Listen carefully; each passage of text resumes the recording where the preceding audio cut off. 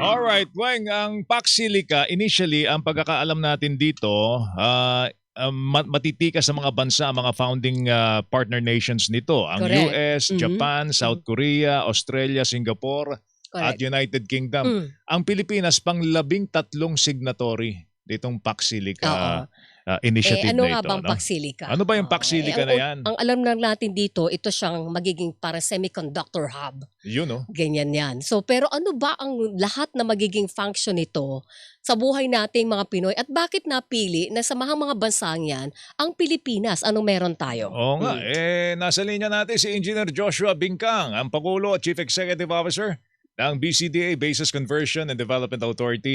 Engineer, magandang umaga. Si Joel Suweng po ito. Magandang umaga po. Magandang umaga po, Joel at Weng sa Radyo na TV pa. Yes, Maraming salamat po sa pag-imbita. Salamat sa pagtanggap sa aming imbitasyon. Sige nga, kayo na po magpaliwanag. Ano ba itong Pax Silica na ito at ano ba ganansya nito sa Pilipinas?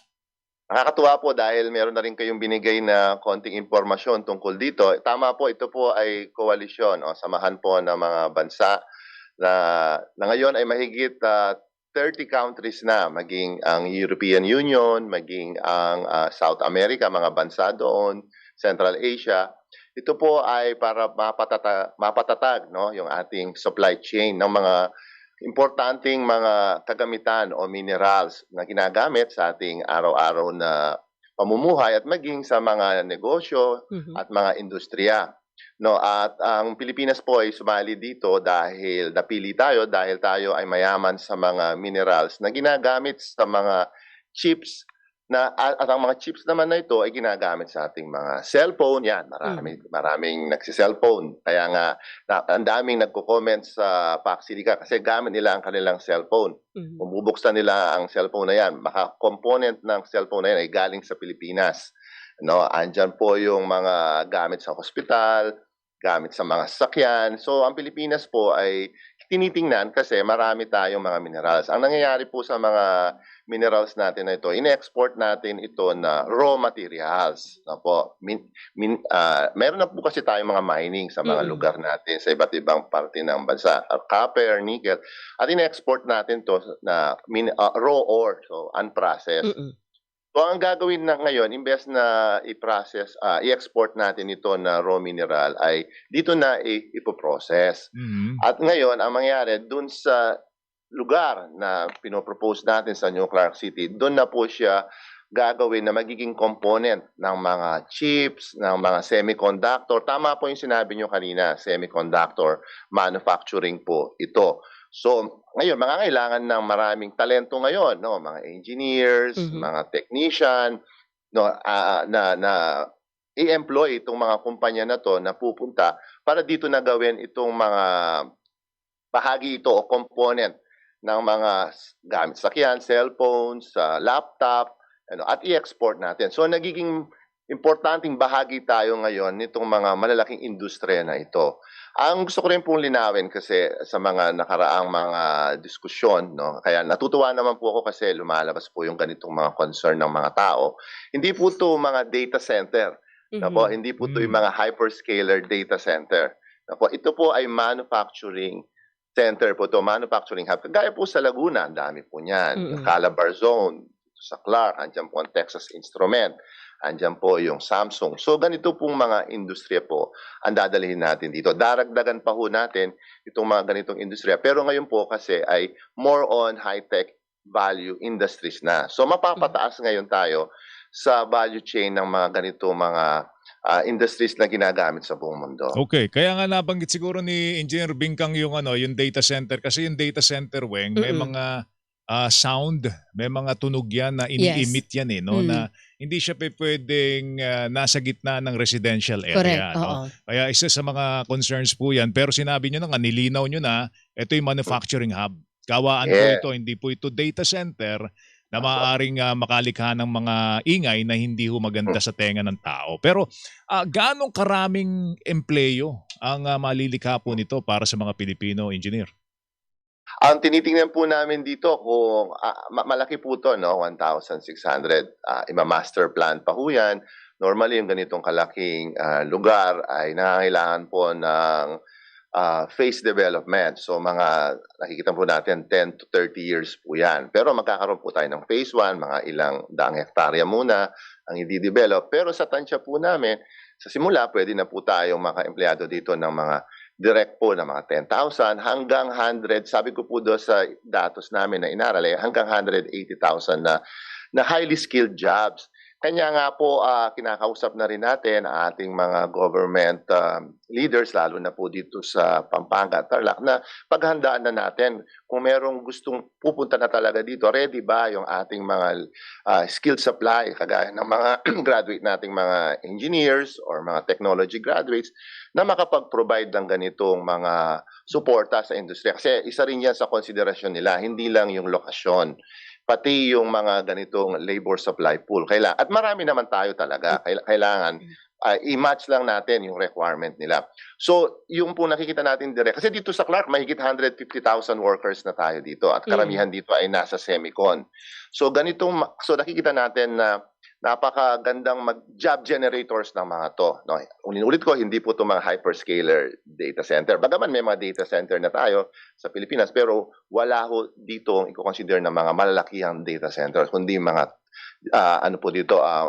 manufacturing jobs. So, and then during construction, so marami pa rin ho tayong hahanaping mga labor dyan, lalo na yung mga nasa palibot na lugar ng Capas, Bamban, sila yung unang makikinabang dyan. Kagaya po ng mga naunang development namin dyan sa New Clark City, makikita natin na ang daming employment. And then magkakaroon pa tayo ng mga indirect jobs. So sa tansya namin, kung magiging maayos po lahat ang proyekto na ito, ma-address lahat ng concern ng ating mga mamamayan, ay abot po ng halos 1 milyon ang nakikita naming job generation dito. Tayo ba mag-i-import din ng mga manggagawa? Like magkakaroon ba ng mga dayuhan ng mga workers dyan po sa Pac Silica, or lahat ito mga Pilipino? Siyempre po, at the start, kailangan po dyan ng mga magti-train. Yung magti-train ng mga Pilipino. Kasi ang mangyayari po ito parang expansion ito ng kanilang mga business abroad. At ito pong Pac Silica na to, bagaman bago lang po, ay marami na tayong mga ganitong setup. Galing po ako sa Taiwan. Marami na silang mga manufacturing hub na moderno. At nakakatuwa rin po doon ay maraming Pilipino ang nagtatrabaho doon. Na mga skilled, mga engineers natin doon. Sa Malaysia, meron na rin. Sa Singapore, meron na rin. At sa iba't ibang bahay. Ngayon, pagkakataon natin ngayon na mag-host din ng ganitong mga advanced industries. Siyempre, pag maggagawa sila dito ng mga expansion nilang mga production line, una, magdadala sila ng kanilang mga empleyado. Pero magti-train sila dito, ng mga Pilipino. Yan na po yung sinasabi nating technology transfer. So, kasi po ang nangyayari kasi dati, marami na po tayong semicon industries dito po, no? Meron po akong data mula sa PESA, I think mahigit 300,000 po ang nagtatrabaho sa mga semicon at mahigit 40,000 hectares ang inoccupy nila.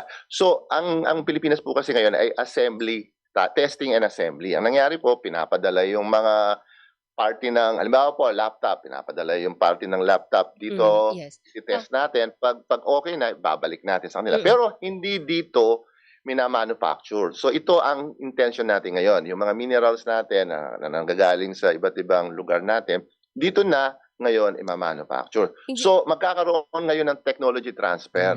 Matututo yung mga engineers natin. Ito po yung mga gusto nating trabaho. In fact, nung nagaling ako Taiwan, may nakausap po ako mga Pilipino doon na nagtatrabaho. Sana matuloy ito, magkaroon ito rin sa Pilipinas para makauwi na kami. Kasi gusto rin namin na umuwi at makatulong sa ating bansa. Meron lang pong recent na mga issue sa Pac Silica kasi 'di ba malawak yung lupang gagamitin dito diyan sa Clark. Merong mga magsasaka nagsabi na nakatanggap sila ng notice na matatanggal sila doon sa kanilang kinatitirikan na kanilang bahay, na kanilang tahanan dahil gagamitin ito sa Pac Silica. At plus, nangangamba sila kasi hindi daw po sila kinonsulta. May madi-displace nga ba rito, engineer? Salamat po. No? Gusto ko po yung, bago po nakikinig ako sa programa nyo kanina, at gusto ko po yung sinabi ni Joel na labanan ng fake news. Po? Kaya andito po kami ngayon para magpaliwanag. Una-una po, itong proyekto na po na to ay mga 2014 po nagsimula. Ang ano po, ang Pac Silica, bahagi po to ng New Clark City, Opo. na mas malaking New Clark City, 9,000 hectares. Nagawa na po dyan yung sports facilities natin na pinakikinabangan ng lahat ng mga mag-aaral na nagkakaroon po ng mga competition dyan. Nandyan na po yung National Academy of Sports. Meron po tayong mahigit na 200 mga estudyante dyan. Marami dyan taga-Tarlac. So ang ano po namin dito, ang punto ay meron po dito na mga development na area na nakalaan. Kagaya po ng gumagawa tayo ng tren, gumagawa tayo ng kalsada. So meron po talagang magkakaroon ng disturbance. Okay. Ano po? Pero hindi naman po ito na basta na paalis na sila. Ano po? Una-una po, lagi ko sinasabi, public land po ito. Nakatitulo po ito sa gobyerno, sa BCDA. Ibig sabihin, lahat tayong Pilipino, pag-aari natin itong lupa Okay. na to. Hindi ito ng iilan lang. So, at meron na kaming na-designate na area para sa ating mga katutubo, no? Meron na more, in fact, mas marami, malaki pa yon kesa sa tinitingnan namin dito, more than 15,000 hectares, no? At nakapagbigay na rin tayo nung pong dinevelop ang BCDA nung umalis ang mga Amerikano, more than 10,000 hectares naman po ang binigay para sa mga farmers. Na po. So marami na po yan. No po. Hindi ko lang po alam kung anong nangyari. Baka binenta na rin ng mga farmers. Tingnan din po natin yan. Pero ang point ko lang, ito pong lugar na to ay naka-earmark for development para tulungan na So kung meron mang madi-displace engineer, merong paglilipatan. Marerelocate sila. Marerelocate so, sila. meron po, no, doon din mismo. Alam niyo po, no, nung ginawa po itong project na to, ako po yung unang-unang nag-census. Tiningnan ko yung mga tao doon, no, noong 2014, no. Kinausap ko yung mga matatanda doon. Kasi ako galing din po ako sa pamilya ng mga magsasaka. So alam ko po yung concern nila. Ano po, kaya nakita ko, sabi ko, mas nauna pa sila kesa sa BCDA itong mga tao rito. Hindi ito mga professional o syndicate na squatters, no? Ito ay talagang mga andoroon. Pero nagkataon na lupa ito ng gobyerno, yung sinasabi. So ang ginawa po namin sa mga una, for example ko lang po, sa una naming mga development, yung pong mga tinamaan po na iilan na bahay doon, ay inusog lang namin ng konti. Andun pa rin sila. Ano po? Kasi andun yung mga kamag-anak nila, andun yung mga kaklase ng mga anak nila, andun yung mga kumpare nila. So walang displacement na malaki, no? Hindi po katulad kasi sa Maynila, dinadala sila sa Rizal o dinadala sa probinsya. So ayaw nila. Pero dito po, pinakiusapan namin sila, uusog lang namin kayo para magawa namin yung kalsada at meron pong financial assistance. Okay. Ako, isa po yun, no? Halos, kung titingnan niyo po, halos 1 billion na piso na po yung binigay naming financial assistance sa kanila. Pangalawa, hindi po kami kikilos nang walang abiso sa mayor, sa mga nakaupong LGU, leaders at sa kapitan. In fact, hanggang kay governor, nung una po, kausap na namin sila. So, lagi po itong may pakikipagtulungan. Kaya nga po nagugulat ako, meron pong lumalabas na ulat. Pinapanood ko nga po yung mga ibang ulat. Sabi ko, hindi naman sa amin itong mga pinapakita ditong mga nagre-reklamong mga, halimbawa, mga IP. Hindi sa amin yun. Yung mga iba naman po na sinasabi doon na pinapalayas namin. Kasama ko lang po sila nung Friday. Nanghingi sila ng fertilizer sa amin para sa saka nila. Binigyan namin sila. Although, binulungan ako ng sa mga AITA na tinatakot sila ng mga ibang leaders. So, kasi, naano ko, Huwag na masyadong maniniwala, engineer, doon sa mga balita sa social media. Yun lang ang yun parati nga po, natin ang sinasabi. problema po, nagiging emotional yung ating mga mamamayan. Ang ano ko po dito ay, nakikinig po ang pamahalaan, pakikinggan namin ng lahat ng mga concern. Ito naman po maganda nasa planning stage tayo. Okay. Kagaya po nung ginawa namin yung Bonifacio Global Cities, Clark Airport, lahat po ng concern. Kaya po napakaganda ng pagkakagawa ng mga proyekto na ito. Okay. Mukhang kailangan natin ng part 2 nito, engineer. Kasi hindi pa po namin natatanong yung mga environmental concerns, engineer. May mga environmental Ang dami ko pa concerns po pa kaming itatanong doon. itatanong sa iyo. But in the meantime, siguro, engineer, salamat po sa oras po ninyo. Gawa tayo ng Part ikalawang edition po. ito. Salamat po sa oras and Lagi ko po we thank... sasabihin yung termino yung labanan ng fake news. Opo, Dapat opo. totoo. Tama po Salamat yan. po. Salamat, Thank Engineer you. Joshua Bingkang, Pangulo, CEO, Basis Conversion and Development Authority, BCDA. May flash report tayo, Weng.